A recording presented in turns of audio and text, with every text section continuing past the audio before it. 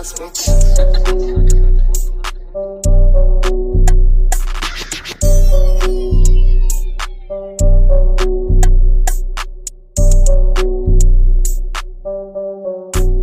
FK Senica kembali melempar kode perihal pemain baru yang akan direkrut. Kali ini, klub asal Slovakia itu mengunggah huruf I berlatar merah putih sehingga menarik perhatian pecinta sepak bola tanah air. Unggahan ini menjadi lanjutan dari kode yang sebelumnya telah ditebar FK Senica di media sosial. Sebelum huruf I, mereka memposting foto dengan huruf W dengan latar belakang yang sama yakni merah putih. Sontak banyak yang berspekulasi bahwa FK Senica mungkin akan kembali merekrut pemain dari Indonesia. Sebelumnya mereka sudah memiliki Egy Maulana Fikri yang didatangkan dari klub Polandia Lechia Gdańsk. Dengan dua kode misterius yang telah diunggah FK Senica yakni huruf W dan I, bukan tak mungkin pemain yang akan direkrut klub Slovakia itu adalah Witan Sulaiman. Kecocokan itu semakin besar jika melihat Witan Sulaiman berada dalam satu agensi dengan Egy Maulana Fikri yakni Level Up Asia. Agensi ini dikepalai Dusan Bogdanovic yang membawa Witan ke Lechia Gdańsk menggantikan Egy yang hengkang ke FK Senica musim lalu. Witan sendiri tengah dalam periode sulit di Lechia Gdańsk.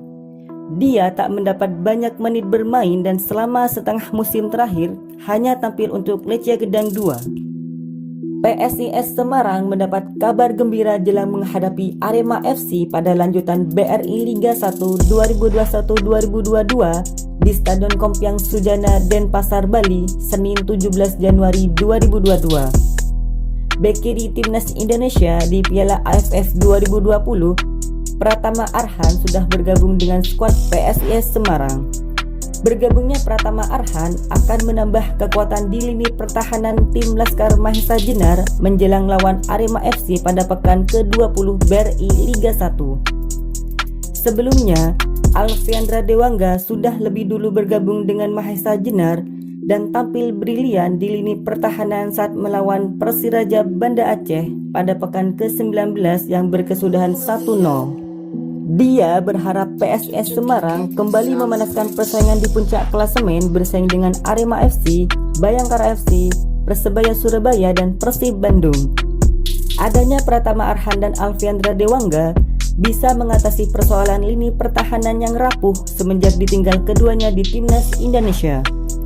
Pelatih PSIS Dragan Jukanovic tak mempunyai pilihan selain akan menurunkan Pratama Arhan sejak menit pertama saat lawan tim kuat Arema FC. PSM Makassar batal menjalani playoff Piala AFC 2022 dan langsung masuk otomatis ke fase grup. Sebab ada dua tim yang mengundurkan diri dari Vietnam dan Filipina. Joko Eja bersama Bali United ditunjuk PSSI menjadi wakil Indonesia di Piala AFC. Penunjukan keduanya berdasarkan hasil Liga 1 2019 dan Piala Indonesia 2018-2019. Satu slot otomatis diberikan kepada Bali United sebagai juara Liga 1 2019, sementara PSM Makassar semestinya memainkan playoff sebelum masuk ke fase grup. Tetapi klub Vietnam Tan Quang Ninh dan tim Filipina Ascals Development Team tak bisa berpartisipasi. Tan Quang Ninh mundur karena kesulitan finansial, sementara Ascals Development Team tak punya lisensi AFC. Sementara itu, lawan Bali United dan PSM Makassar di Piala AFC 2022 akan diketahui dalam drawing pada Senin 17 Januari 2022. Serdadu Tridatu masuk pot 2 sedangkan Joko Eja berada di pot 4. AFC dalam keterangannya pada Jumat 14 Januari menempatkan Bali United di pot 2 bersama Honggang United dari Singapura, Sun United FC atau Ayeyawadi United FC dari Myanmar. Sementara PSM di pot 4 dengan Hantarwadi United FC dari Myanmar dan pemenang playoff dari Kamboja atau Laos. Timnas Indonesia dalam waktu dekat akan dijadwalkan berhadapan dengan Bangladesh dalam laga bertajuk FIFA Matchday. Laga ini sendiri akan berlangsung pada 24 dan 26 Januari 2022. Sedianya laga ini akan diselenggarakan di Pulau Bali. Adapun laga ini bertujuan untuk memperbaiki ranking FIFA Timnas Indonesia yang saat ini berada di peringkat ke-164.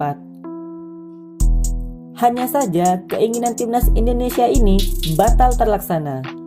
Sebab ada dua faktor mengapa laga pasukan Sintayong melawan Bangladesh ini bisa batal.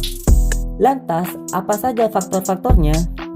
Faktor pertama penyebab batalnya laga Timnas Indonesia melawan Bangladesh di Bali ialah mayoritas skuad Bangladesh belum mendapatkan dosis vaksin secara lengkap.